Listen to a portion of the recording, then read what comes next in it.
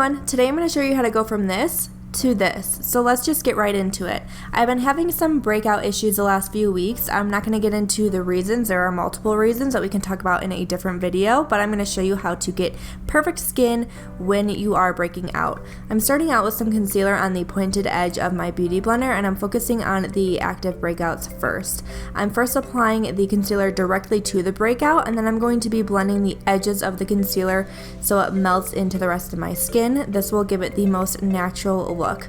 I'm using a medium coverage concealer, so I am going to have to go back in and do a little more work just a second time, but this is just the first layer to really take away a lot of the redness. I'm going in a second time, focusing on the breakout directly. Once I have the concealer on the breakout, I'm not touching the breakout area again. I am just blending out the edges of the concealer. Again, this will just help it give you a more natural look, and you just need full coverage on the breakout area. You don't need full coverage everywhere else. Once we have everything pretty concealed, I'm going to go in with my foundation, again using my beauty blender, and I'm using the Nars Sheer Glow foundation. It is a light to medium buildable coverage, and I'm just blending that throughout my entire face. I'm being very gentle. It's really hard to tell in a video, but I'm like barely pressing on my skin, and I'm just blending this throughout my entire face. I'm not really focusing on anything right now, just basically getting the product on my entire face very gently so we don't move any of the concealer underneath.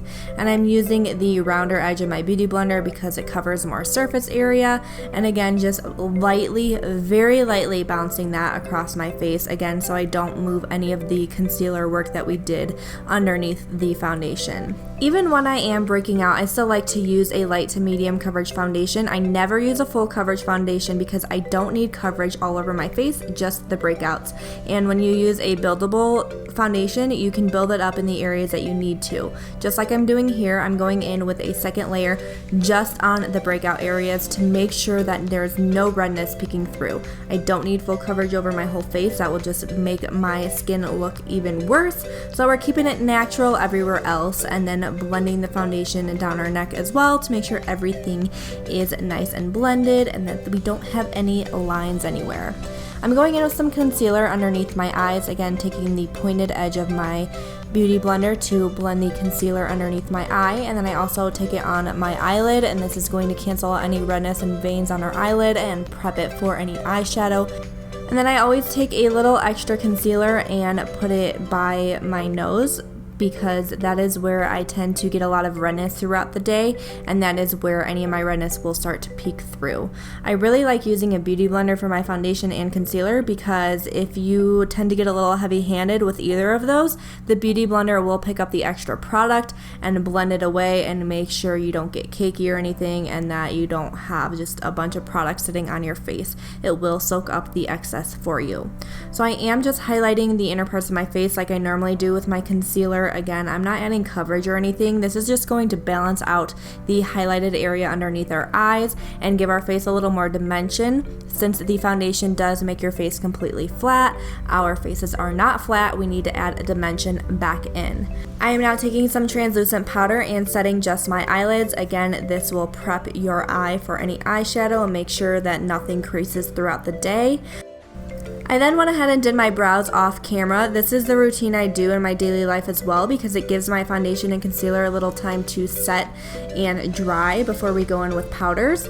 I then go back in with my translucent powder and I just set the inner parts of my face where we put the concealer so it doesn't move throughout the day or anything. I do not like setting my whole face with powder. I don't like the way it looks on my skin. It makes it look unnatural, so I just set the areas where I need to.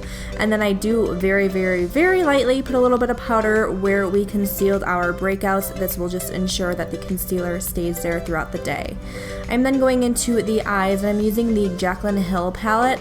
I don't know the shades that I'm using. I'll make sure to look them up and put them in the description box below. I'm mixing two of the light brown shades in that palette and just putting it throughout my crease. I wanted to keep the eyes pretty simple today and just focus on the skin and lips, and I'll tell you exactly why in a little bit. But I am just putting that throughout my crease to give my eye a little bit of dimension and a little bit of color. I am then taking a light frosty shade and putting that on my eyelid. Again, this will give us a little more dimension and it will also help brighten the eyes up. This eye look is so simple, and it's something that I do every day when I do wear makeup, and I just want to keep it pretty simple.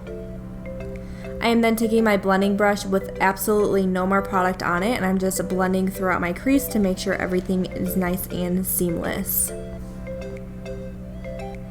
I am then taking a pencil brush, and I'm taking the same shades that we used in the crease, and I'm just putting that on my outer corner. Again, this will add just even a little more dimension, and once I have that color placed there, I take my blending brush and just blend it again to make sure it is nice and blended. I'm taking the same colors that we used in the crease and on the outer edge of our eye, and I am taking on that same pencil brush, and I'm just blending that on my lower lash line, and this will again just give our eye a little bit more dimension.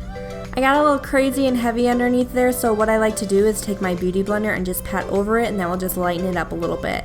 I am then taking a very light frosty shade from that same palette and highlighting the inner corners of my eyes and also my brow bone. Again, this will just help brighten the eye area and lift the brows. To brighten up my eyes and open them even more, I'm taking a nude eyeliner and putting that on my lower waterline, and what this does is it really brings out the whites in your eyes, and it helps to brighten everything up in your eye area.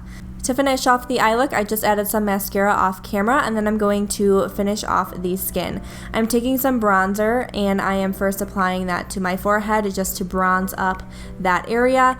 And on my forehead area, I kind of go back and forth between patting and sweeping because I don't need too much coverage up there. But then on my cheek area where I do have breakouts, you definitely want to make sure that you're patting this product and not sweeping, because if you are sweeping this product, you're going to sweep the concealer, powder, and foundation right off your face, and it will have some redness peeking through. So you really just want to make sure that you are patting this area. And we did give it time to dry. That's why I like to do my foundation and concealer and powder, go back into my brows and eyes, and then come back to the skin, because it just gives it enough time to set everything so your bronzer and blush does not move it. But again, you just want to be careful and make sure you are using patting motions. I am applying blush now. Again, you can see I am using patting motions. I am not sweeping whatsoever. This is going to apply the product without moving anything underneath, just to make sure everything stays nice and seamless and you don't get any redness from your breakouts peeking through, because it can be very easy to anger them. I am now applying some highlighter to the high points of my cheeks, and this is what I think really helps give your skin that healthy look. Even if it's not doing so great right now, it just overall gives your skin that healthy, glowing look. And if I were to have any breakouts where I normally highlight, I would not apply highlighter on the breakout. I would apply it around it, because if you apply highlighter on the breakout, it will make it stand out a little more. Another trick that I like to do that I told you guys I would tell you about is if I am breaking out and I'm just still not happy with the way my skin is looking even after doing all the work that we did to it, I always apply a bright lip. Whenever I apply a bright lip, I get so many compliments on how amazing my skin looks, even if I do have breakouts. For some reason, I think it's because the lip is so bright, it draws attention to your lip and away from your skin issues. But I don't know what it is. I just get so many compliments on my skin when I do a bright lip and I'm breaking out. No one even can tell I have a breakout. So that's a little trick for you. If you are breaking out, just apply a bright lip and continue to rock on. I hope you learned something new today. Please be sure to like this video, share it, and subscribe so you don't miss out on any more of my videos, and I will see you next time.